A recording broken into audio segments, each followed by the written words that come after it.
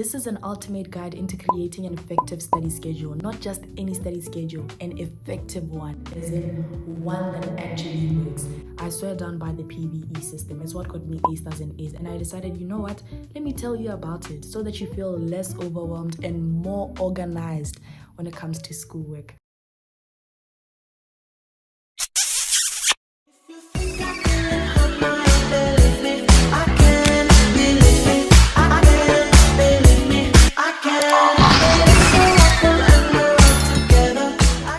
A short form version of what I'm about to say in this YouTube video is up on my TikTok. That is I Love Tippy. That's my TikTok page. You check out day 18 out of 30 of the Big Sister series, whereby I discuss time management.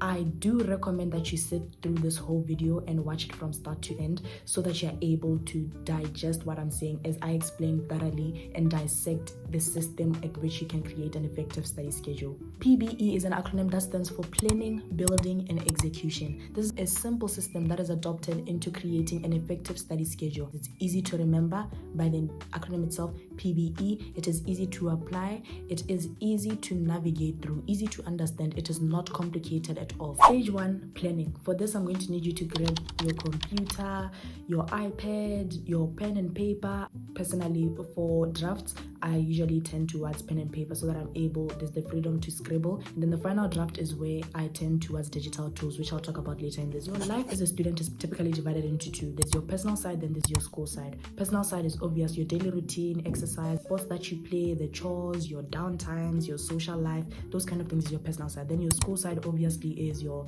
obligated or your compulsory lesson times, your tuition times, your maybe study sessions. Some people may classify study sessions as part of personal, others may classify it as part of school. I want you to title personal plus school, because in what I want you to write down, it's going to have an aspect of school in it. Visualize yourself waking up in the mornings. From the moment that you switch off your alarm, write down everything that you do till you go back to bed at night.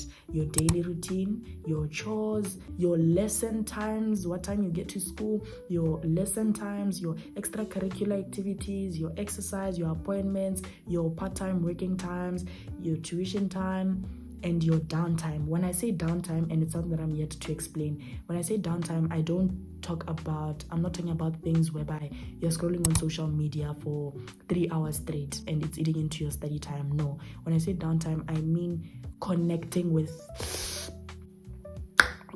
nature. The next thing that you're going to do is you're going to have a separate section, or right below that one, school. We're going to go into specifics regarding what to write within a school schedule. Okay, so getting into specifics within school academics are still under planning, by the way. Step A, write down all your subjects, all the subjects that you're doing. If you're doing 10 subjects, write all of them. If you're doing 15, write all of them. If you're doing 11, write all of them down. If you're doing 4, write all of them down. Step B is to write down a weekly goal under each and every subject. Make sure you are realistic. Don't be overly ambitious. Don't start writing 20 maths past papers when you know fully well that the amount of time that you have for studying is limited, maybe because you have tuition, you have an appointment, you have extracurricular activities. Be realistic with the weekly goals that you're setting. The system that you're looking at right now is called the 1, 2, 3, 5, 7 study system.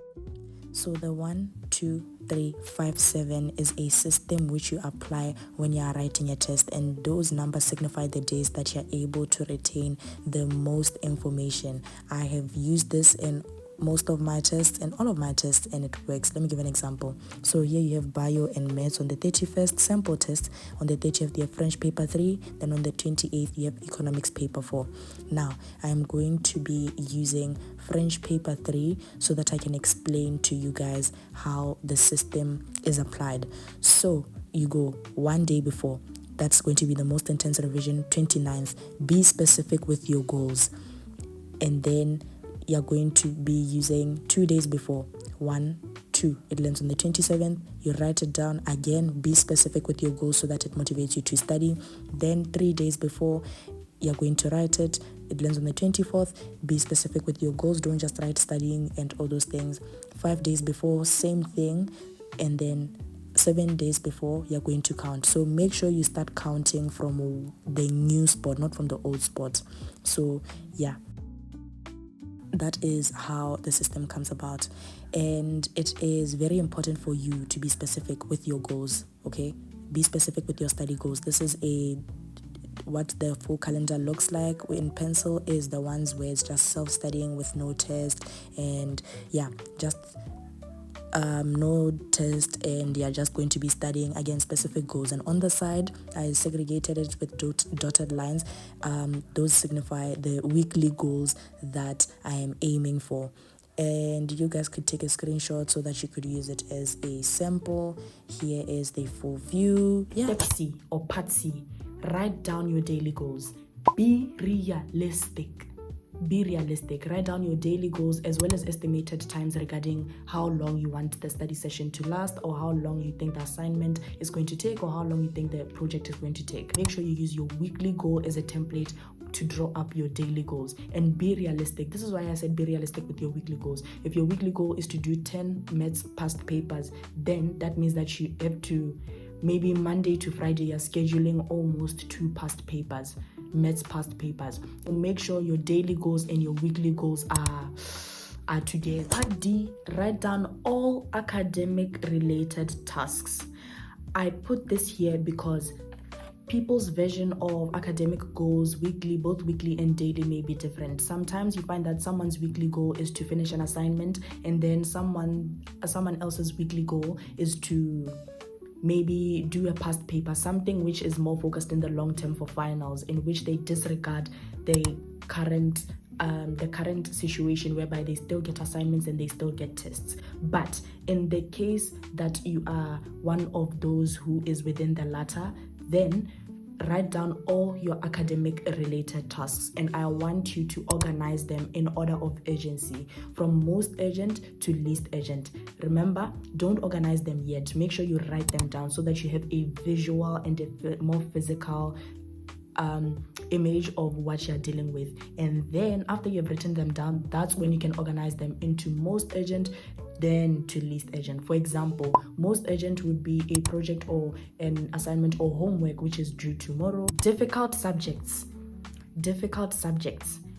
weak subjects, subjects with a lot of papers, and demanding subjects.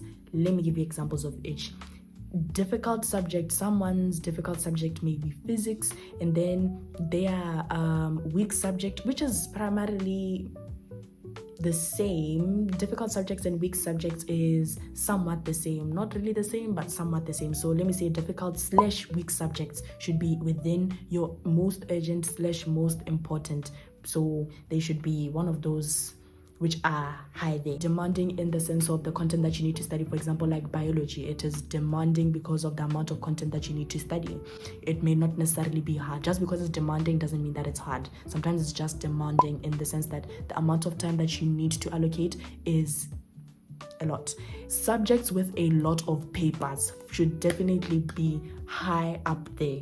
For example, with French, there is 4 papers at IGCSE. There is listening, reading, writing, and speaking. So those are one of the things. Those are the examples that come to my mind of things which should be urgent. The least urgent one would be maybe preparing for a test which is in 3 months' time, preparing for a test which is in 1 month time. That is what I mean when I say you should arrange them in order of urgency, from most important to least important. I'm not saying not important. I'm saying from most important to least important, as in it's still important but is not urgent as of now. That's what signifies least important. I want to assure you, it may look like a mess now and it may look like things are all over the place and there's no connection, but it's about to make sense. Trust me, be patient. Part E, which is the last step of planning, is to write down, if you haven't already done that, write down your estimated times. A good source of measurement for that is, consider the Pomodoro technique. Think of how many Pomodoro sessions would you need, which is maybe 25 minutes break, 25 minutes studying and 5 minutes break. Or the thing about Pomodoro is also it's flexible, it's universal, it could be used throughout all subjects. So you can adjust the Pomodoro study session. If you feel like your focus, the 25 minutes is too short and it makes you feel like tired quickly, then you can adjust it and make it 50 minutes studying and then 10 minutes break, whatever works for you. Just remember that Pomodoro technique is studying and break, studying and break, studying and break. Still within the planning process, make sure that you add relaxing times, long-term breaks. Make sure that you prioritize them. Make sure that you add them. Without them, you're going to burn out. You're going to get tired quickly. You're going to be overwhelmed. Make sure you consider adding them. That is under the unwinding and downtime section. Make sure you take that seriously and add appropriate forms of unwinding and downtime, and together with their respective time. I actually wrote these down, so if you see me looking down, I am referring to the amount of tools that you can use to be able to build and to be able to have a place to note down all of these things that we did in the planning process. So I don't know why I attempted to read without my glasses, but there is the digital ones, Google Calendar, online templates that you could get from Pinterest. Then there is Notion, is Microsoft Planner, and then there's an app called Journal, Notes, Planner, and PDFs. So primarily, if you're going to be using digital tools, make sure you find one which is easy to add, edit, or change, and almost like an all-in-one tool, because this thing of moving from one app to another, some people find that to be very tiring and also find that it eats into their motivation. It makes them lazy, and it's like, I need to set a reminder there, I need to update my calendar there, I need to do this, I need to do that. Okay, easier alternative, if you're not someone who likes to adopt digital tools, is to use pen and paper. When I mean pen and paper, I'm not saying go simple. I mean decorate it, give it life, like make it worth looking at. Decorate with highlighters, colors. I mean, by the time that you're in high school, do you really have colors? Not really. With drawing it up, it's fun, it's relaxing, it's engaging, and it's also something which is contributing to your downtime. Most of the time when I was drawing up my weekly goals and my daily planners, it was something which was very relaxing for me. So I would do it during my long breaks or just before my study session. It's how I channel my mind into the mood of studying. So I enjoyed the process of creating. I enjoyed the process of phone away or maybe listening to music and then phone to the side, and then I'm there creating and being creative, bringing something to life which is in my head, or not even just bringing to life, but bringing color through how I present my weekly goals, the template that I present my weekly goals in, and also my daily goals in. Pen and paper. When I say pen and paper, I'm not literally saying that. I'm saying be creative, but I'm going to refer to it as pen and paper. Anyway, with pen and paper, it's tangible. It's easy to manipulate. It's easy to add and change and all those things. When I say it's tangible, I mean that you could literally take it and then you put it on your study space, on your study wall. You could take a picture of it and then make it your wallpaper. You could take it and then put it here. If you're on a no phone, no iPad, no social media streak during your study session and you want to stay away from your phone as much as possible, you find that the pressure to go on your phone is less because your weekly and your daily goals are on your phone. So make sure that you choose what works for you. If you're digital and you're fully digital and you have the discipline to not be distracted by social media while you're studying, there's nothing wrong with that. If you prefer to do something which is more tangible and more physical and you feel more connected to it, then pen and paper is the way. Now, the building process itself. I want you to write down all your compulsory related activities and tasks that you planned in step 1, the planning process, into whatever you're using. If it's pen and paper, do that. If it's digital, do that. Include the times as well, as in the time you wake up, what time you get dressed, what time you have breakfast, what time you leave the house, what time you get to school, what time you go to the locker, those kind of things. So include your daily routines, your nightly routine, your school times. School times is a general term for your lesson times, extracurriculars, your tuition times, all those things which you can't necessarily just feel like and say I quit or say no to. So your obligations as a student, I need you to write them down.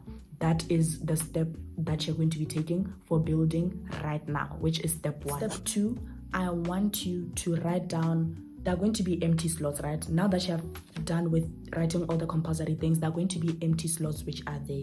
With those empty slots, I want you to write down all your study sessions. Be realistic. You're not going to pull an all-nighter. You're not going to pull a whole 5 hours straight of studying. Be realistic with your study sessions. Make sure you leave enough space for downtime, unwinding times, and breaks. My advice to you, general advice, is at the end of the day, as you're drawing up the planner, within those study sessions, be specific. Don't just write study economics. What are you going to study in economics? Study international trade, economics, international trade, study unemployment, and do a multiple choice past paper of 2023 May, June 1-2, for example, or 2-2, whatever. But be as specific as possible with what you're going to carry out during your study sessions. It is motivating, it gives you a sense of direction, it is less overwhelming. There are going to be those days whereby you're so stressed that your mind is so clouded that you can't think. Make sure you are as specific as possible within the study tasks that you're writing down. Little side notes that I need to make. Number 1, peak productivity times. You need to know your peak productivity times. When I say peak productivity times, I'm talking about when are you most active? When do you feel like you're most focused? Peak productivity times vary from one person to another. One person may be midnight, for someone it may be afternoon, for someone it may be early morning, for someone it may be late evening before going to bed. Some prefer to sleep and then study, those kind of things. Make sure you know your peak productivity time. That is when your concentration is maximized.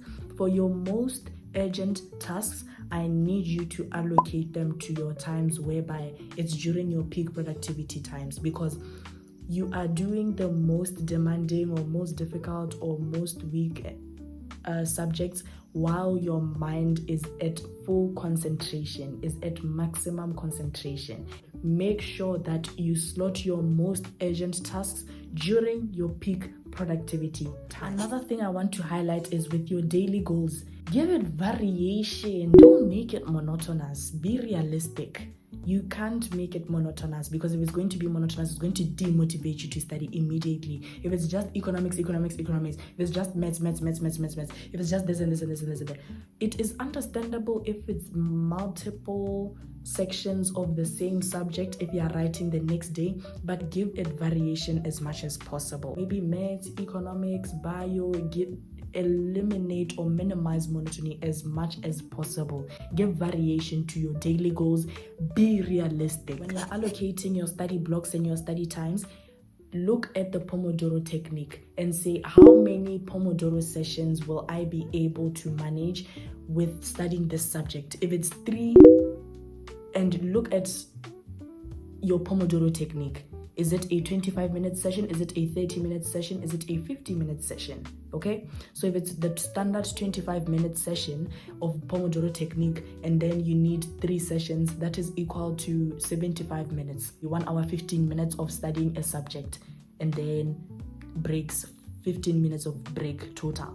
So you look at, okay, I'm going to manage to do 4 Pomodoro sessions or 3 Pomodoro sessions. When it's like that, it becomes less scary. It becomes more organized when you say such and such Pomodoro sessions consisting of 30 minutes studying and 5 minutes break, or 3 Pomodoro sessions consisting of 25 minutes studying and 5 minutes break, those kind of things. So that's how you allocate. That's what I recommend you to do when you're allocating your study blocks and your study times. Again, be realistic. The study time that you allocate for a certain subject is not going to be the same is going to vary from one person to another. Someone may manage to do maths allocate 2 maths 4 hours, maybe because they find maths difficult, but then for you maths may be easy, so you only need 2 hours of maths every day. So be realistic and make sure you do it according to you. An effective study schedule is not about you are studying throughout. Let me tell you something. Quality over what? Quantity. That is the code that I want to leave you guys with today. Quality over quantity.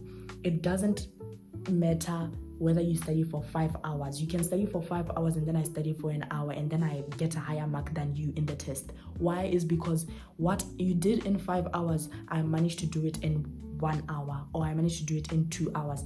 Quality over quantity. I'm not saying shorten your time, your study periods and all those things. No, I'm not saying that. I'm not saying rush through studying. No, I'm saying quality over 3 subjects, then maybe halfway through the tasks of the second subject, make sure that you have a break, and then third subject. Now, with long breaks, it prevents burnout and it allows you to process information. With long breaks, I want it to be your downtime. Avoid screen time. If it means deleting TikTok and Instagram, so be it. If you can't discipline yourself and you can't control yourself, that's something that I did, is that I just told people, I'll see you guys after finals. This is really important to me. Deleted TikTok, deleted Instagram, and then I was only left with WhatsApp because that's where the school groups are. You can do painting, you can go for a jog, you can, what else can you do? You can bake, you can cook, things which make you feel, wow, life is worth a living. You know what I'm saying? That's what you do in your study break. Building. Have a strict schedule. No boys allowed. No boys allowed. Girls, no boys allowed. Boys, no girls allowed. Now, not too strict. Make sure that your timetable is not too strict. It needs some flexi time. Why? Is because most of the time examination timetables are subject to change, trust me. And also how sometimes maybe your driver's car may break down and then you spend a longer time at school and then it's feeding into your study time. So make sure you have that flexi time whereby it's like, okay, if there's a delay in such a thing, that means that now your flexi time is not about, okay, I can relax even more and procrastinate even more. No, your flexi time is in the case of things which are beyond your control, in the sense that you have a delay, you need to go for an appointment, there's traffic from floods and all those kind of things. Flexi time is something which accommodates all those activities, all those, but again, extras. Yeah, phase 3, you're done building your study schedule. How effective is it? You're about to find out. With executing it, I want you to give yourself a trial period. It could be, I recommend something like a week. And then after a week, you review what you're going to add, what you're going to remove. You are finding it being comfortable. It's like a trial period of like 7 days. So you're adding something, maybe to feel like, there was too much relaxation. I feel like I could do more. Then you add, or I was a bit overwhelmed. Let me remove this, or let me remove this extracurricular activity. Let me not overwhelm myself with the studying thing because I feel burnt out when I study 5 subjects in a day. Let me limit myself to 3 instead. Stick to the study schedule. Regularly review the study schedule. Give yourself a trial period with the study schedule. I know how the human mind is. I've been there.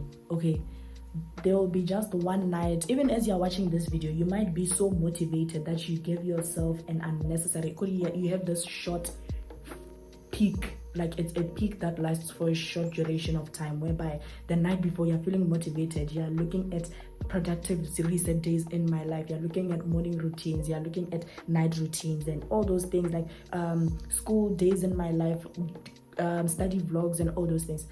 Guys, be realistic. I'm going to say this one more time. Be realistic with the goals that you set, because Trust me, you don't want a situation whereby, okay, the night before you're all motivated and all those things, and then boom, in the morning when the alarm rings, snooze.